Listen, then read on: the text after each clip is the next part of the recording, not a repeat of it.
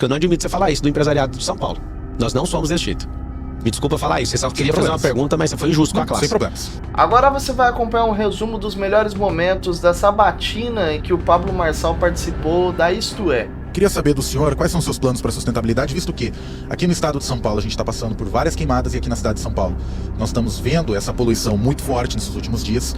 Queria saber quais são as propostas do senhor, se o senhor tem alguma proposta, até porque o empresariado normalmente não tem muito essa defesa sustentável. Queria saber do senhor o que o senhor tem de propostas em relação à sustentabilidade, se o senhor pretende cumprir essa Agenda 2030 até o fim do ano. Quem que você conhece que é empresário que não defende isso?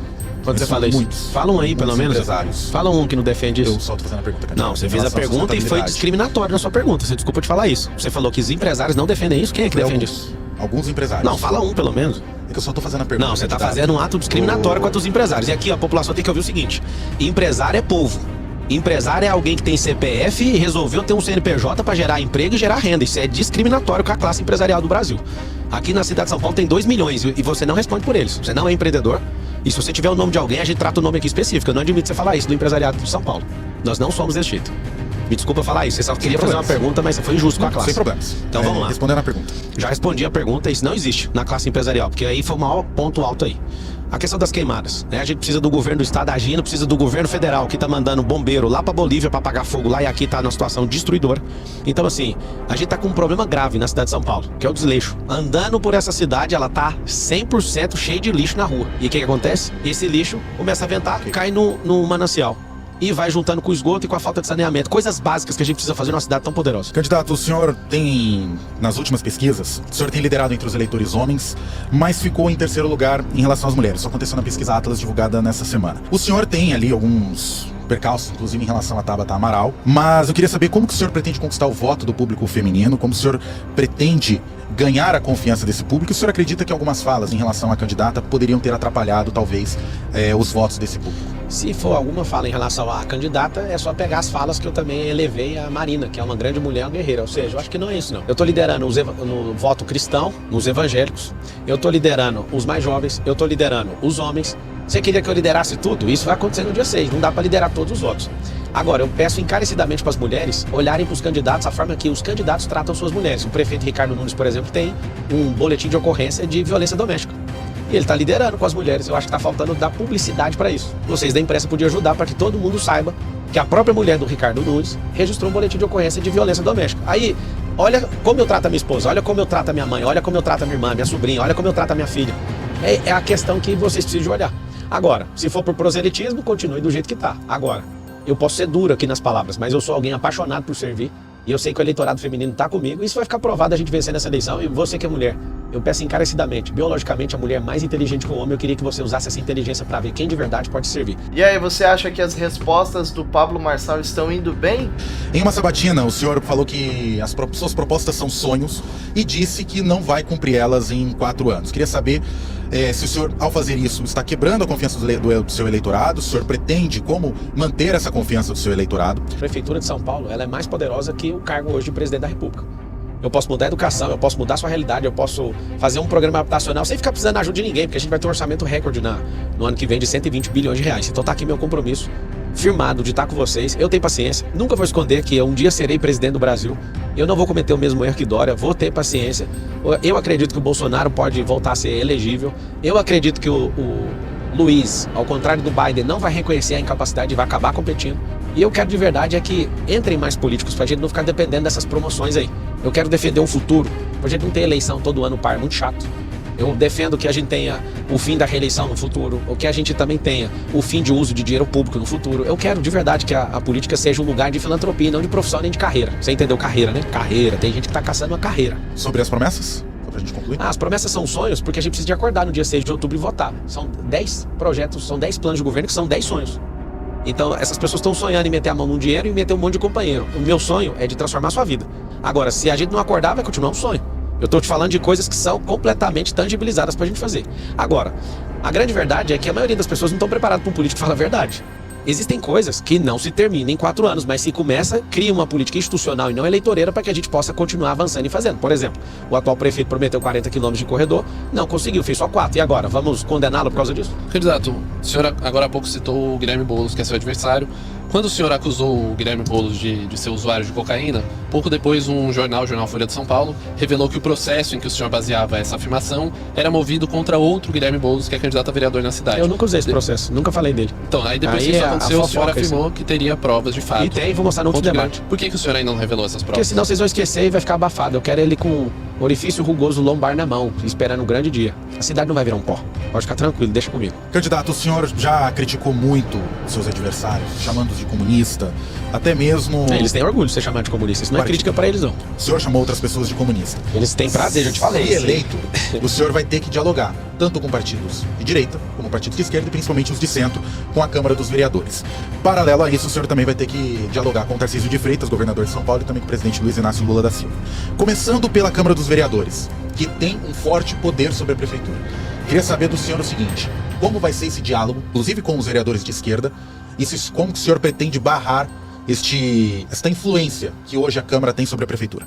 Não vou barrar, vou compartilhar poder, porque ninguém toca um empreendimento desse tamanho, né, se não for com poder compartilhado. Vou convidar todos os partidos políticos, inclusive, para participar de uma imersão, para a gente voltar lá na Grécia Antiga, para explicar o que é democracia, para a gente despetizar essa cidade, para as pessoas que amam gente. Você não vai ver ninguém no nível de secretariado, nem de subprefeitura, alguém que não ame as pessoas e que não tenha comprovado que já tenha resolvido a sua própria vida.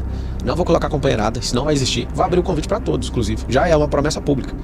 E todos que passarem nisso, depois eu sou de recrutamento e seleção. Pra você ter uma noção, nas minhas empresas eu não contrato nem a pau, nem parente. A pessoa tem que ser competente. Então vai vir de indicações partidárias, desde que a pessoa seja competente, passe no processo seletivo e nessa imersão.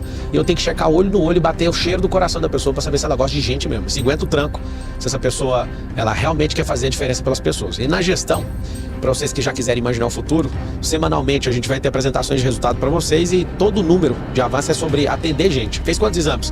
Construiu quantos quilômetros de calçada, né? A gente tem mais de 30 milhões de metros aí, quadrados que precisa de restaurar ou fazer calçada na cidade de São Paulo, pra você ter uma noção. Então é o tanto de gente que é atendida. Isso vai ser uma revolução na gestão pública, vai ser uma forma muito dinâmica de devolver o dinheiro que você paga de imposto. Você concorda com o pensamento do Pablo Marçal? Deixa o teu comentário aí. Em eventos de lançamento, o senhor subiria no palco com Lula? Se é uma forma republicana, eu posso subir no palco de uma boa, não tem essa questão. Eu torço que o Lula dê certo, ele é presidente desse país, ele sabe que eu sou o maior crítico dele hoje, ele sabe que nós somos anticomunistas, mas eu tenho paciência, é o último governo do presidente Lula, ele que já contribuiu muito aí com o avanço do comunismo, a gente vai dar uma reviravolta nesse jogo aí. O convidado desta quinta-feira para a segunda rodada de sabatinas é o candidato Pablo Marçal, do PRTB. Pablo Marçal nasceu em Goiânia e tem 37 anos. É empresário, influenciador digital e ex-coach. Se candidatou ao cargo de presidente da República em 2022, pelo PROS, mas teve a candidatura cancelada após uma troca na presidência do partido. Em seguida, se lançou para o cargo de deputado federal. Obteve 243 mil votos, mas teve a candidatura indeferida pelo Tribunal Superior Eleitoral. Pablo Marçal, uma boa tarde para você. Seja muito bem-vindo a Isto É. Boa tarde. E quando forem ler meu currículo mais uma vez, coloca ex-atendente de call center, ex-instrutor de treinamento. Tem muita coisa aí, eu não entendo o motivo de vocês colocarem esse ex-coach aí, mas vamos começar agora. Por que ser prefeito de São Paulo? Porque com a minha entrada na política, ser político vai ser filantropia, não vai ser mais profissão. A pessoa vai ter que se resolver na vida. Inclusive, quero deixar registrado aqui os dois arregões que estão arregando de todos os debates que eles não conseguem combinar com as emissoras. Quando tem uma emissora, quando tem um rádio, ou uma revista, ou um jornal, que eles não conseguem combinar, eles acabam declinando o convite. Né? Tá correndo de quê? Já correu no debate da Veja, já correu de sabatina em outros lugares, tá correndo da Isto É por quê? Seus dois arregões. Não vai ter segundo turno em São Paulo, e você dá pra ver que se um cara corre de um debate, de uma sabatina, como que ele não vai correr do povo? A partir da minha entrada na política, esse negócio de política vai ser filantropia.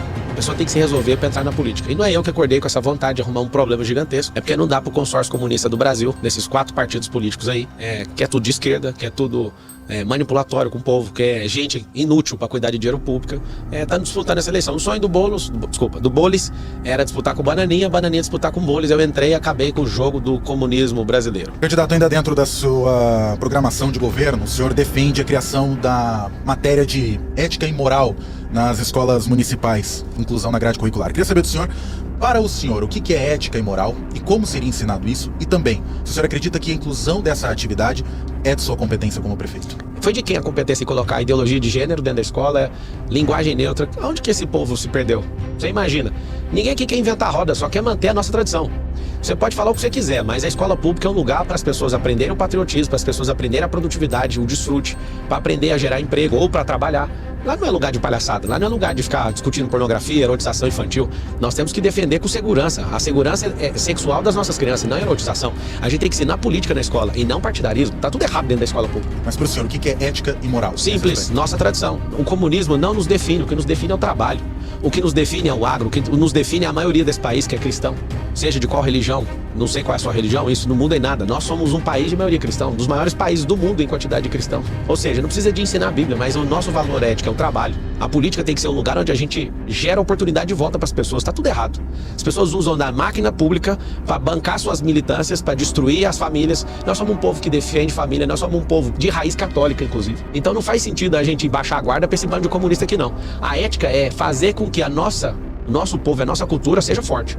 E o que é essa cultura nossa? É trabalho, família, fé e prosperidade. Você vai apertar o 28 na urna, mas com força mesmo, e apertar o confirma que o dia da vingança, nós vamos levar isso no primeiro turno. Se é 5 vezes mais barato, qual que é o valor exato para 50 milhões por quilômetro. 50 milhões por Isso. quilômetro. Quantos quilômetros o senhor tem vontade de fazer? Fazer um cinturão de 50 quilômetros, faseado, de acordo com a disponibilidade e aceitabilidade das pessoas. Por quê? Porque um governo que faz um compromisso de fazer algo sem rodar isso, inclusive o teste que nós vamos fazer, sem nenhum real de dinheiro público. Porque qual que é a intenção de colocar o teleférico nesses lugares?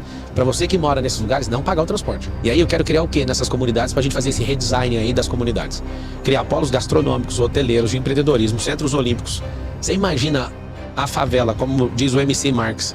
Sonhei que a favela estava linda, que a parede tinha tinta. Nós vamos revolucionar e nós vamos mudar a comunidade na cidade de São Paulo. Candidato, o senhor mencionou a gratuidade aí desse transporte do teleférico. Sim. Então, pra gente voltar à jurisdição da prefeitura, no caso do ônibus. O ônibus hoje tem a gratuidade aos domingos. O senhor pretende manter isso? Tá abençoando o povo e vai continuar. Agora, em relação ao teleférico, vai ser parceria público-privado. Para você que é cidadão, a diferença de o poder público tocar uma obra e gerir essa obra leva-se anos e um monte de embaraço. Parceria público-privado significa que alguém do povo que tem um CPF abre um CNPJ para tocar essa obra. Ela vai oferir lucro, mas ela faz a gestão sem gastar nosso dinheiro e te dá benefício, sem custar nada pro nosso governo. Ou seja, o senhor botaria gratuidade para todos os dias para usar esse teleférico? O teleférico, sim. A prefeitura não teria arrecadação, então? E parceria público-privada. Para desembaraçar, para sair mais rápido, para construir e para oferir a vantagem nisso, é o que a gente vai criar nesses lugares, porque vai ser um ponto turístico em cada uma dessas comunidades. As pessoas virão nessa cidade falando, eu quero ir na comunidade tal, para ir no bar tal, para ir no esporte, na disputa tal, na Olimpíada X que a gente vai fazer nesses bairros. Olha, eu quero pedir para você focar nesse número aqui, ó, no 28. Sem dinheiro público, sem padrinho político, sem tempo de televisão, sem rádio, sem aliança com bandido, com vagabundo. Mas alguém completamente aberto ao diálogo, à dinamicidade, à gestão, alguém que veio de baixo, alguém que venceu na vida e agora quer fazer filantropia, quer ajudar a cidade de São Paulo, quer ajudar seu filho a não entrar pelo caminho errado, quer ajudar a sua vida a melhorar, quer fazer você ter emprego aí, quer limpar o ar dessa cidade, quer limpar esses rios, quer fazer essa cidade voltar para o futuro. Então o número é 28, o dia da revolta, dia 6. A gente vai acordar no dia 6 e esse sonho que eu tenho sobre essa cidade, esse sonho vai virar realidade. E eu queria pedir, bate aqui, ó. Bate aqui no 28, chama no WhatsApp as pessoas, começa a convencer, mete um vira-vota aí. A gente tá em primeiro nas pesquisas, eu quero te pedir. A verdade é o que o povo tá sentindo. O povo tá de saco cheio desses políticos profissionais. Pessoas que nunca nem se resolveram na vida, não cuidam da própria saúde, vai cuidar da sua. Nunca construíram riqueza, vai cuidar da sua riqueza, 120 bilhões. Esses caras nem sabem que dimensão de dinheiro que é isso. Eu te peço uma oportunidade. É um grande risco a gente mudar essa cidade para sempre e afastar esses comunistas lá para a fronteira e cada um deles escolhe o país que eles quiserem, hein? Todas as nações se perderam por causa desse comunismo. Um beijo no seu coração, obrigado pela oportunidade, que Deus abençoe a cidade de São Paulo e tenha misericórdia de todos nós. Vota no 28. Faz o M, tamo junto por São Paulo e pelo Brasil. Toca aqui, ó.